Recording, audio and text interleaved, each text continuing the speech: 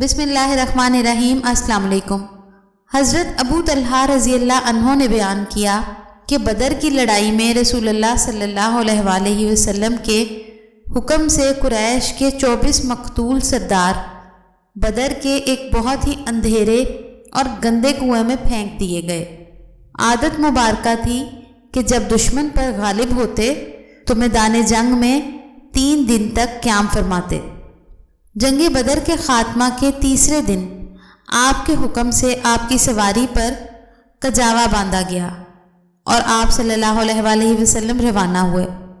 آپ کے اصحاب بھی آپ کے ساتھ تھے۔ صحابہ نے کہا غالباً آپ کسی ضرورت کے لیے تشریف لے جا رہے ہیں۔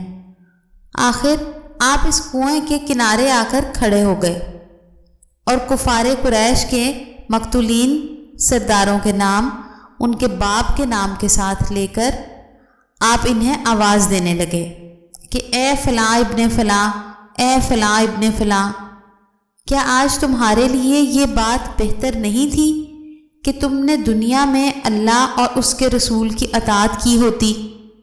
بے شک ہم سے ہمارے رب نے جو وعدہ کیا تھا وہ ہمیں پوری طرح حاصل ہو گیا، تو کیا تمہارے رب کا تمہارے متعلق جو وعدہ تھا وہ بھی تمہیں پوری طرح مل گیا؟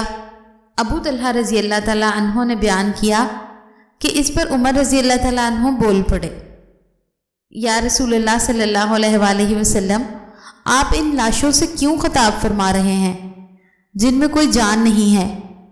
نبی کریم صلی اللہ علیہ وآلہ وسلم نے فرمایا، اس ذات کی قسم جس کے ہاتھ میں میری جان ہے، جو کچھ میں کہہ رہا ہوں تم لوگ ان سے زیادہ اسے نہیں سن رہے ہو۔ قتادہ نے بیان کیا کہ اللہ تعالیٰ نے انہیں زندہ کر دیا تھا تاکہ نبی کریم صلی اللہ علیہ وآلہ وسلم انہیں اپنی بات سنا دیں۔ ان کی توجیہ ذلت، نامرادی اور حسرت و ندامت کے لیے۔